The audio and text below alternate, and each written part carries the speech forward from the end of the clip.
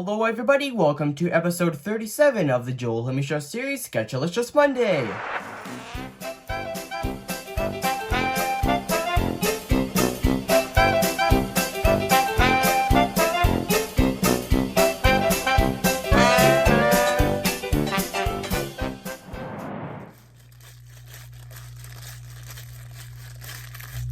Hey, you there! I want to remind everybody that if you end up liking this video, please consider subscribing. It's free, and you can always change your mind. And right now, YouTube says that over 90% of people that watch my videos aren't subscribed, so it would really help, and with that...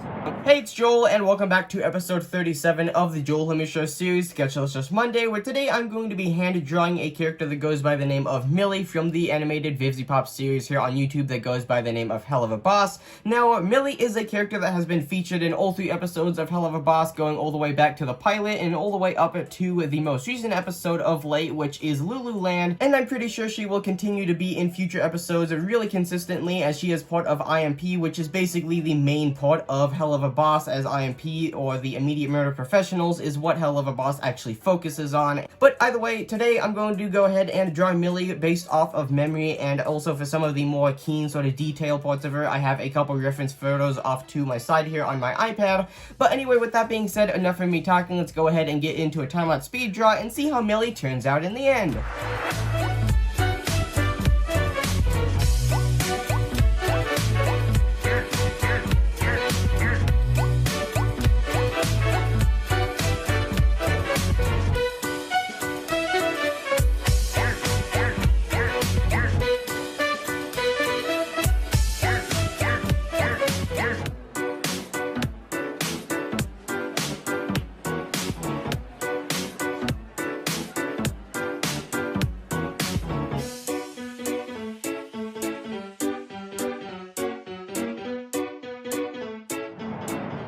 Right then, and with that, here we are with what I'm going to be calling Millie's Bad Makeup Day, and I say that because the lining around her eyes came out drastically thicker than I originally meant for it to, mainly just because of the way that I was going for trying to draw these little lines, or sort of like these, I guess you could call them makeup lines, or eyelashes, something like that. I'm not exactly sure what you'd want to call them, but either way, these lines that sort of jot off to the sides of her eyes, I was trying to draw those in sort of like a longer, slimmer fashion.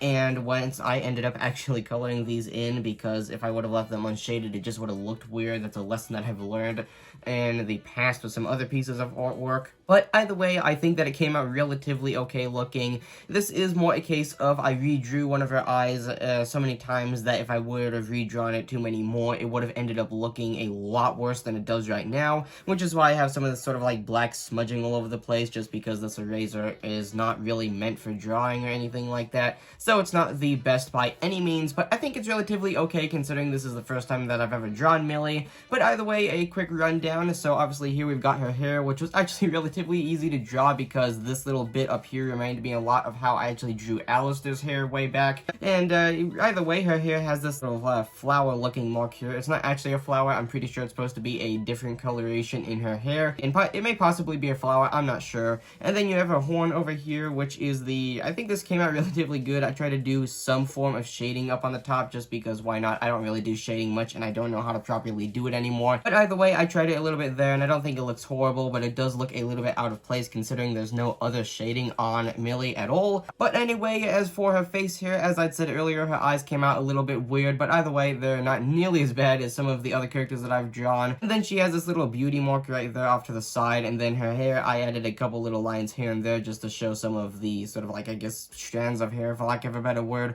And since there wasn't really anything there, and then I also added some bits here that are sort of shaded in, sort of representing that they're a little bit further back in her hair and sort of like the layers. And then as for her shirt, you just have her bust here with the little buttons that come down and then the bits that come off onto her arms. And then I just drew sort of like the normal pose that I always draw, with one arm behind the back and then one is usually waving, but here I did the little sort of peace sign. And then as for her legs, you can see here she has the sort of baggy pants. Either way, I like the little sort of tears that she has on her pants, and I'm sort of like a nerd for like tattered and worn materials. I think they've always looked cool, and I love drawing them as well, so we have some of those tears coming off to the sides here, and then the line coming down here the middle, separating the legs at the bottom. I decided to add a little sort of difference in the length so that they actually looked like different pant legs rather than just one. And then as for her feet, they're like really tiny compared to the rest of her body in proportion with everything, but I don't know, it turned out really nice in my opinion. Usually drawing feet and hands are really the things that I mess up on, and here I think they actually both turned out relatively okay. And for the first time actually drawing in over 2 weeks and not filming this series because I've had COVID-19, I actually think it turned out relatively okay. But anyway, with that being said, I was Joel Homie, your guys' host for episode 37 of the Joel Homie Show series, Sketcheleshious Monday. And with that being said, if you guys enjoyed today's video,